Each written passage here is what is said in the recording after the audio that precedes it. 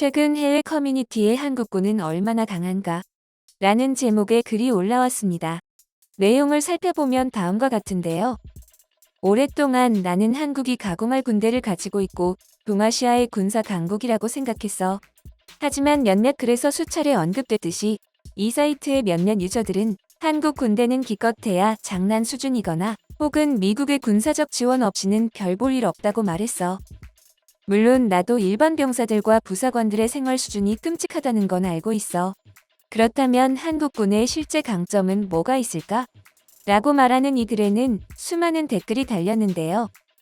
꾸준히 군대의 규모와 군사장비 기타 등등 방면에서 세계 10위 안쪽에 랭크되었고 무엇보다 병역 의무로 인해 모든 성인 남성이 군 복무 경험을 갖지 연간 GDP 총액의 2.6% 정도를 국방비로 지출하며 베트남전 당시의 한국군은 베트공에겐 공포의 대상이자 남베트남군과 미군의 존경을 받을 만큼 최고로 효율적인 조직이었어. ROK는 바위처럼 단단하지. 내 말은 말 그대로 바위가 단단하다는 뜻이야. ROK는 그들의 권총을 들고 나갈 준비가 되었어. 그들은 너를 들썩이게 할 거야. 같은 반응들로 한국 군대의 우수성을 강조했습니다. 이렇듯 해외 네티즌들마저 한국 군사력의 위대함을 알고 인정하는 모습을 보였는데요. 실제로 2021년 미국의 군사력 평가기관이 발표한 자료에 따르면 138개국 중 한국은 6번째로 군사력이 강력한 나라임이 밝혀졌습니다. 북한은 28위에 그쳤죠. 이런 객관적인 자료가 있는데도 잘못된 이야기라며 선동으로 몰아가는 사람들이 있었습니다. 이것은 모든 평가 항목에서 핵무기가 빠져있기 때문이라고 하는데요.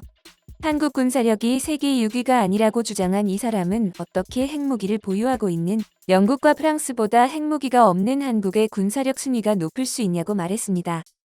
그는 한국의 군사력 순위가 핵무기를 보유하고 있는 파키스탄과 북한보다 낮다고 생각하는 것입니다. 군사적으로 보면 당연히 핵무기가 군사력에 포함되는 것이 마땅합니다. 하지만 핵무기는 2차 세계대전 이후 단 한 번도 실전에서 사용해 본 적이 없는 무기입니다. 그나마 2차 세계대전 말미에 핵무기의 선조격인 원자폭탄을 미국이 일본을 상대로 사용해 본 경험이 처음이자 마지막이 되었습니다. 그렇다면 한 가지 의문이 듭니다. 강력한 무기를 왜 아무도 사용하지 않는 것일까요? 미국과 영국이 참전했던 이라크 전쟁만 봐도 그때 핵무기를 사용했었다면 애꿎은 자국의 병사들까지 희생시킬 필요가 없었을 텐데요. 국경에서 서로 자주보 싸움을 하고 있는 인도와 파키스탄을 봐도 저들이 정말로 핵무기를 보유하고 있는 국가가 맞나 하는 의문이 듭니다. 인도와 중국, 우크라이나와 러시아도 마찬가지죠. 그 이유는 바로 핵무기가 방어용 무기이기 때문입니다. 공격용이 아니라는 것이죠. 그렇다면 북한의 입장이 궁금해집니다. 국제사회의 제재를 받을 것을 알면서도 핵무기를 개발했다는 발표를 하고 계속 실험을 강행하는 이유가 무엇일까요? 또 한국과 북한의 군사력이 뒤집어지기 시작한 시점은 언제부터일까요? 한편 대한민국 군사정권 때는 여전히 북한에 밀리고 있었습니다. 그러면서 주한미군에 크게 의존했었죠. 오히려 민주사회가 되면서 군사 비리가 잦아들자 자주국방의 기틀이 제대로 만들어지기 시작했습니다. 비리의 상처를 도려내고 아물기까지 고통의 시간이 필요했었지만 차츰 북한과 힘의 격차가 벌어지기 시작했습니다. 육사 출신이 좌지우지했던 군사정권과는 다르게 공군력과 해군력에도 힘을 쏟기 시작한 부분도 한몫했습니다. 한편 대한민국의 군사력이 전 세계에서 6위가 맞냐는 의문에 대한 답은 미국의 외교안보 전문지 포린폴리시에서도 찾아볼 수 있습니다. 최근 이 매체의 한국의 진보 세력은 왜 국방에 집착할까? 라는 제목의 기고문이 올라왔습니다. 내용을 살펴보면 서두에서 지난 9월 한국이 공개한 잠수함 발사 탄도미사일, 벙커 파괴 탄도미사일, 초음속 대함 순항 미사일, 장거리 공대지 미사일, 우주용 고체 연료 엔진 등 한국이 가진 미사일 기술을 이야기하며 한국이 미사일 강대국이라고 소개했습니다. 미사일 기술에 있어 소수의 엘리트 그룹에 속하게 됐다면서 말이죠. 그 중에서도 특히 한국이 독자 개발한 도산 안창호함에서 SLBM을 쏘아올리는 능력에 대해서는 게임 체인저라고 극찬할 정도였습니다.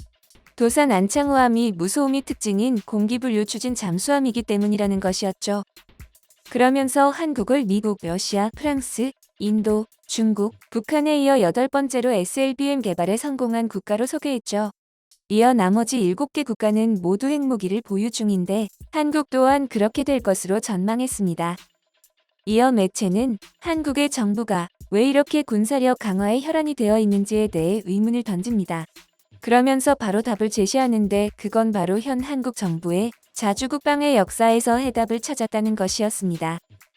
그들이 이렇게 자주를 강조해온 것은 19세기와 20세기 한국이 일제의 식민 통치와 미국, 소련에 의한 분단 등 외세의 지배 때문인데 이를 반복하지 않기 위해 자주국방을 추구하게 되었다는 분석이죠.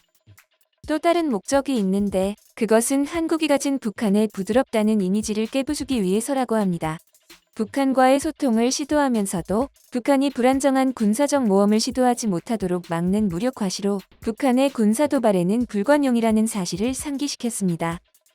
이어 매체는 과거로 거슬러 올라가 1998년부터 2003년 정부도 연평해전처럼 북한이 도발해올 때만큼은 단호하게 응징했음을 설명했습니다.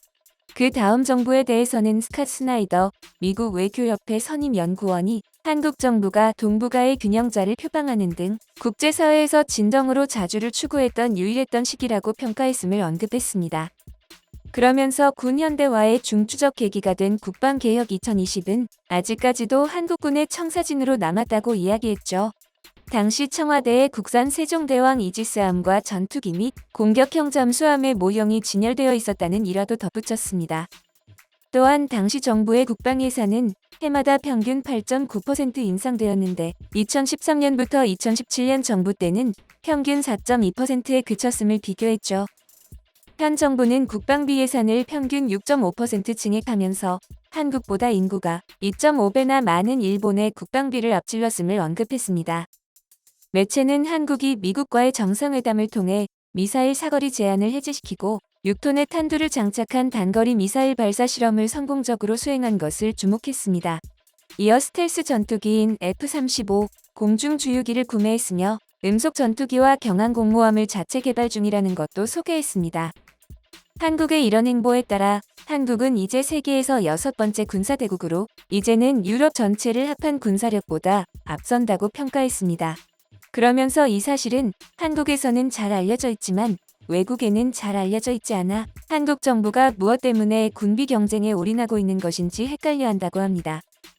한국이 통일을 제고하고 있다거나 또는 전시작전권 회수를 위해 국방을 강화하고 있다는 분석도 이 같은 맥락을 모르기 때문에 나온 것이라고 지적했죠.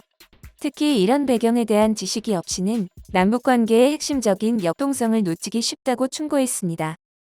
이어 북한이 남한의 재래식 무기의 위협을 느낀다고 지속적으로 불만을 제기하고 남한과 북한의 미사일 발사에 대해 이중잣대를 격하게 불평하고 있는 점을 이야기했습니다.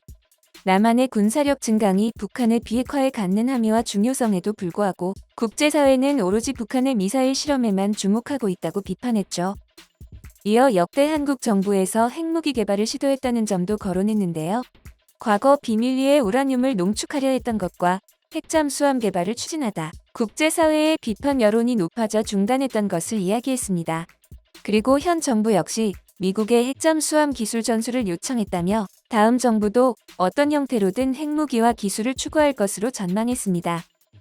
다음으로 한국은 경항모함에 대해서도 보수 정치인들과 해군 사이의 의견이 갈린다고 설명했습니다.